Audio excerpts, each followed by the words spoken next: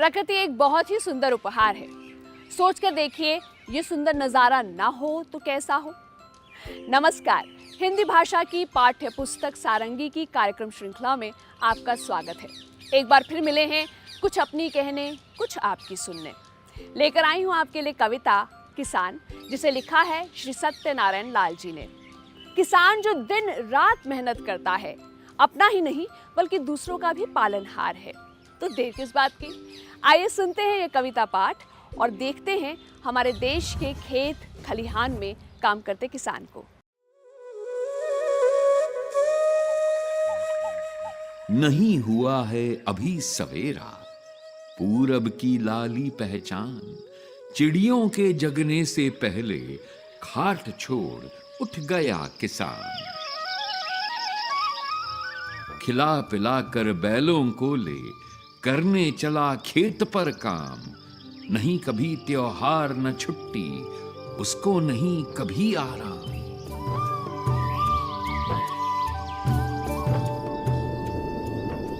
गरम गरम लू चलती सन सन, धरती जलती तवे समान। तब भी करता काम खेत पर, बिना किए आराम किसान।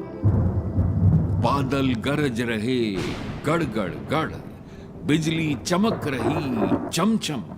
मूसलाधार बरसता पानी, जरा न रुकता लेता दम।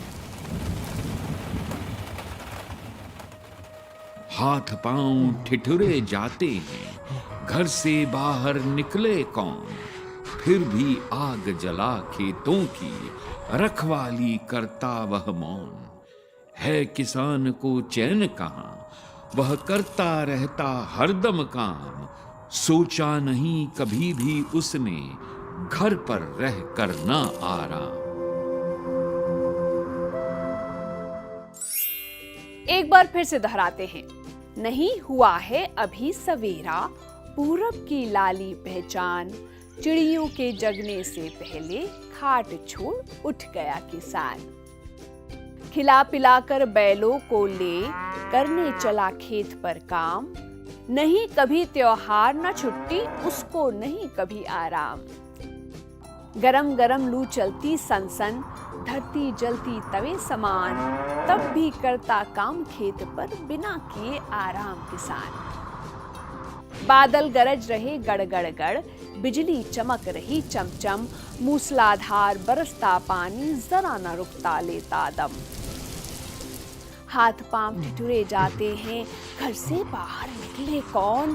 फिर भी आग जला खेतों की, रखवाली करता वो मौन। है किसान को चैन कहां, वो करता रहता हरदम काम। सोचा नहीं कभी भी उसने, घर पर रह करना आराम। अब समय है किसान के बारे में और समझ बढ़ाने का, और वो समझ बढ़ेगी कविता में आए कठिन शब्दों के भाव को जानने से। तो शुरू करते हैं समझ का खेल। पहला शब्द लाली। जब सूर्य उगता है और छिपता है तो उगते समय पूर्व दिशा में और छिपने के समय पश्चिम दिशा में लालिमा छा जाती है। देखा तो होगा ही ना आपने, और अगर नहीं देखा है तो आज ही देखिएगा और अपनी समझ बढ़ाइएगा। दूसरा शब्द है खाट, जो बांस और लकड़ी की बनी होती है और जिसे सन, मूंज और प्लास्टिक के बानों या रस्सी से बुना जाता है। इसे हम आज चारपाई भी कहते हैं।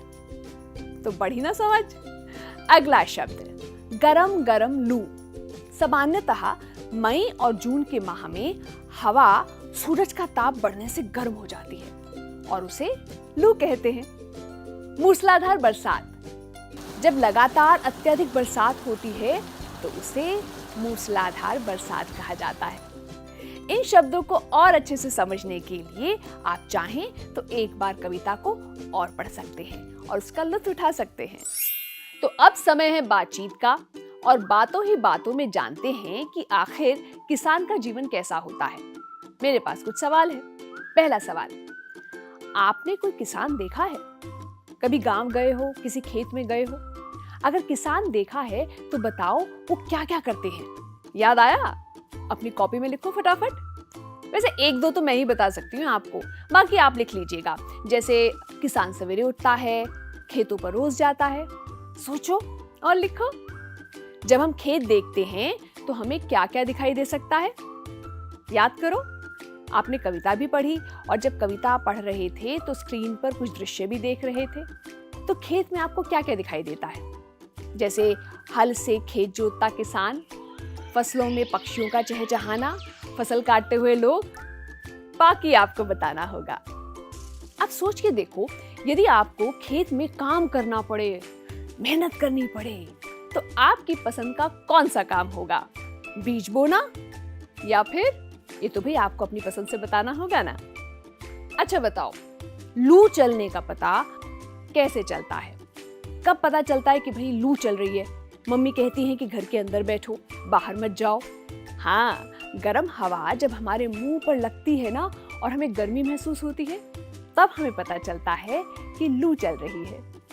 और ये तो सोचो कि खेतों से पक्षियों को भगाने के लिए आप क्या क्या कर सकते हैं।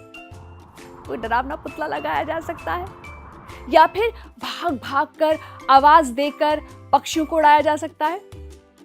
अब कुछ तरीके तो आपको भी अपना दिमाग दौड़ाकर बताना होगा। कल्पना शक्ति का प्रयोग कीजिएगा यहाँ पर।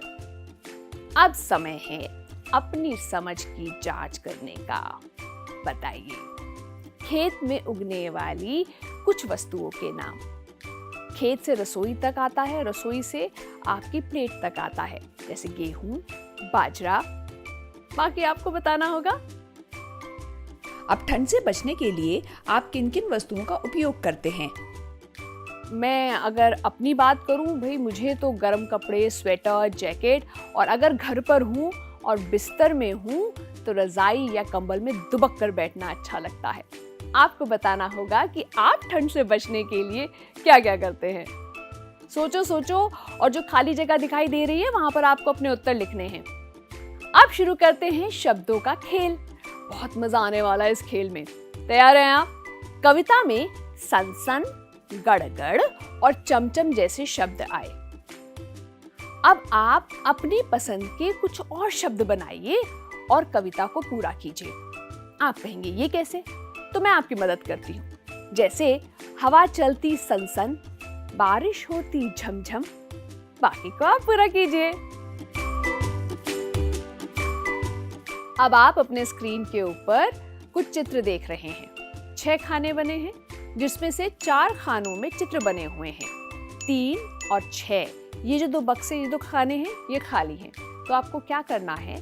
चित्र को देखना है और देखते हुए कप्पू की दिनचर्या का अंदाजा लगाना है, और फिर बचे हुए 2 खाली खानों में चित्र बनाने हैं, और फिर जो चित्र बनाया है उसके आधार पर नीचे लिखे वाक्यों को पूरा करना है।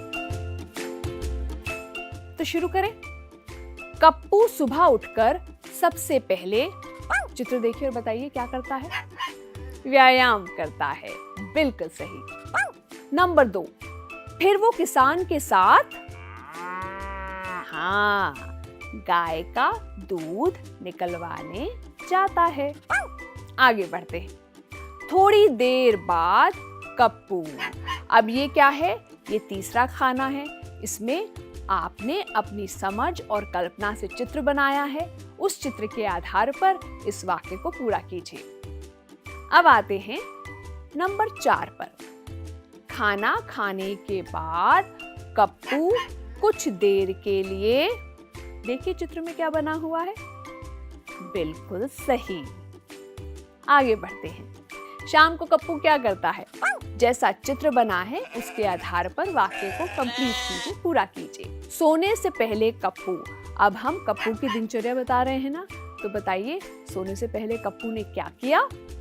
लीजिए, ऐसे ही कप्पू का दिन बीत गया। अब सोचिए कप्पू कल क्या करेगा? घनन घनन घेरे घेरे आए बदरा। कविता सुनकर मजा आया? कविता पाठ के दौरान जो भी बातें आपके मन में आई उन्हें फटाफट से अपनी कॉपी पर लिखो और अपने टीचर को भी दिखाओ। सुनाओगे तो उन्हें और ज्यादा मजा आएगा और खुशी होगी। उम्मीद करते हैं कि इस पाठ को हमारे साथ पढ़कर समझकर आपको मजा आया होगा। एक नए पाठ के साथ आपसे फिर मिलूंगी। अपना बहुत सारा ख्याल रखिए। नमस्कार।